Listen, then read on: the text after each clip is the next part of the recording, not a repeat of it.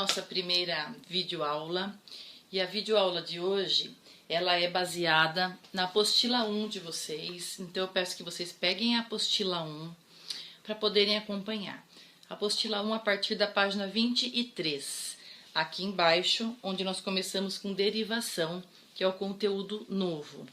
Antes de começar com esse conteúdo de derivação, eu vou falar um pouquinho, relembrar sobre a estrutura das palavras, que foi o último conteúdo que nós vimos, porque existe uma relação entre a estrutura das palavras e a formação delas. Então, prestem atenção. Vamos lá.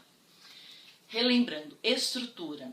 Se tiver pequeno para vocês enxergarem daí, não se preocupem que depois eu vou aproximar, eu vou tirar uma foto, eu mando a lousa para vocês o que eu escrevi, tá bom?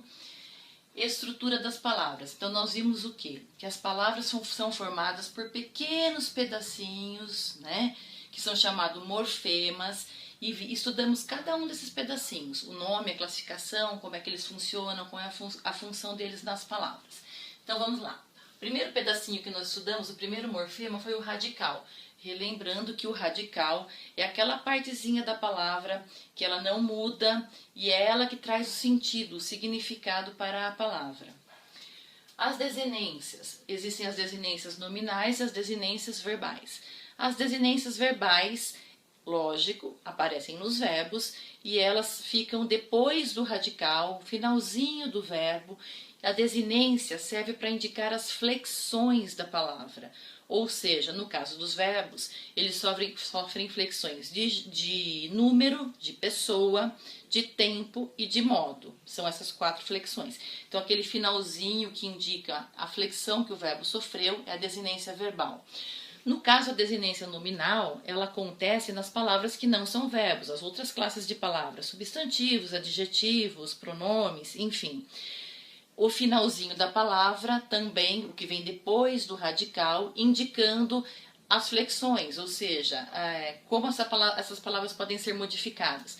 No caso dos nomes, eles podem sofrer modificações, flexões de gênero, que é masculino e feminino, de número, que é singular e plural, e de grau, aumentativo e diminutivo, ok? Lembrando também que aí vem as vogais temáticas. As vogais temáticas também são um pouquinho diferentes nos verbos e nos nomes. Nos verbos, as vogais temáticas servem para indicar a que conjugação o verbo pertence. Se forem da primeira conjugação, é a vogal temática A. Se forem da segunda conjugação, é a vogal temática E, podendo também ser os verbos com O. E terceira conjugação, os verbos com a vogal temática I. Então, a gente olha no verbo no infinitivo, por exemplo, andar. Andar, A-N-D, formam o meu radical, que é a parte que não vai mudar. Se eu conjugar esse verbo em qualquer pessoa, em qualquer tempo, esse A-N-D permanece, que é o radical. Então, eu ando, tu andas, ele anda, o A-N-D permanece. As desinências, nesse caso do verbo andar, no infinitivo, seria o R, que é a desinência que indica que ele está no infinitivo. No caso, quando eu conjugo, ando, andas, é o O no ando, o as no andas, né? Que vão indicar o quê? Ando, o O indica que o verbo está na primeira pessoa do singular, no presente, no modo indicativo. Então, as 4 flexões estão presentes na desinência O. A vogal temática do verbo andar, então, se eu pegar no infinitivo, andar, A-N-D é o radical, o A é a vogal temática, que indica que esse verbo pertence à primeira conjugação, e o R é a desinência, que indica que está no infinitivo, nesse caso. No caso dos nomes, né? A vogal temática ela tem uma outra função. A vogal temática nos nomes ela indica que esses nomes não sofrerão flexão de gênero, que é o exemplo que eu já passei para vocês em aula da palavra estudante. Que estudante, até a letra T é o radical. Esse último E, que é uma vogal, ele não indica gênero, né? Não existe estudanta, nem presidenta. Então, esse E indica que ele é chamado de vogal temática e não de desinência. porque ele não está indicando flexão de gênero, ele é apenas uma vogal temática, ok? Bom, isso é só relembrando as aulas anteriores, tá? Da outra semana, que vocês estavam presentes. Aí nós temos o tema.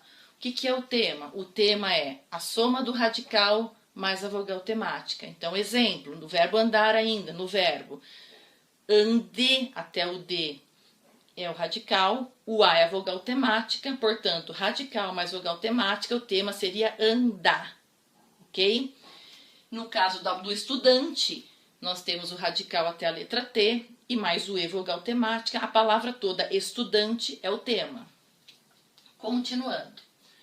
Cognatos também é uma coisa importante para relembrar. O que são cognatos? Cognatos são palavras da mesma família. Palavras cognatas são palavras que pertencem à mesma família, ou seja, que têm o mesmo radical, que são formadas a partir do mesmo radical. Lembrando que o radical ele traz o sentido, o significado da palavra. Então, como eu já usei esse exemplo em aula, eu tenho a palavra primitiva, que é mar, e ela mesma é o radical. E a partir da palavra mar, eu posso formar maremoto, maresia, marinheiro, maré, né? Que são todas elas, então, são palavras da mesma família, vêm do mesmo sentido de mar, que é o radical, portanto, são cognatos. Martelo, marmota, marceneiro, não são da mesma família, embora tenham mar, vamos lembrar disso, porque não tem nada a ver com o mar mesmo, né? Ok? Então, o sentido é outro. Bom, continuando. Aí o último, dentro da estrutura das palavras, o último item que nós vimos, o último morfema, o último pedacinho que pode formar essas palavras, são os afixos. Os afixos são divididos em prefixos e sufixos. Então, são aqueles pedacinhos que vêm. Se ele vier antes do radical, formando uma outra palavra, ele é um prefixo. Se esse pedacinho vier depois do radical, formando uma outra palavra, ele é um sufixo. Então, exemplo, que eu passei já esse exemplo também para vocês. Feliz, radical. Se eu acrescentar o in, que vem antes do radical, e eu formo uma palavra infeliz, esse in é um prefixo.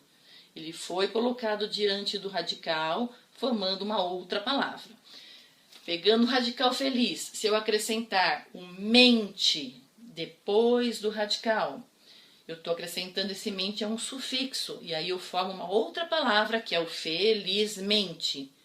Aí nós vamos ver agora em formação das palavras que é possível acrescentar os dois também e formar infelizmente, né? Então, o que nós vamos estudar na formação das palavras? Agora nós vamos começar a ver como é que essas palavras, juntando esses morfemas, pequenos pedacinhos que fazem a sua estrutura, como é que elas podem ser formadas. Então, elas podem ser formadas basicamente por dois processos. O primeiro processo é o processo de derivação. A palavra derivação, vocês já ouviram, ela vem de derivado. O que é ser derivado? Derivado são palavras que são formadas a partir de uma outra, que é chamada de primitiva. Então, existem palavras que são formadas pelo processo de derivação, ou seja, elas vêm de outras, e existe um outro processo de formação de palavras que é chamado de composição. Então, como é que essas palavras são compostas, são formadas, né? Então, em resumo, aqui nós vamos ver como funcionam esses processos, esses dois processos que são subdivididos, que tem outros nomes, que é a partir daí que vocês vão encontrar na página 23 da apostila. Eu vou dar uma paradinha, porque o vídeo não pode passar de 10 minutos, só explicando isso para vocês. Então eu vou encerrar aqui, que eu estou cronometrando, vou encerrar antes de dar os 10 minutos, para não ficar muito pesado para baixar no YouTube. E aí eu vou fazer um próximo vídeo de 10 minutos, explicando primeiro o processo de derivação, ok? Fiquem bem, eu já volto, espero que vocês estejam bem, não saiam de casa e se cuidem. Beijos, até já!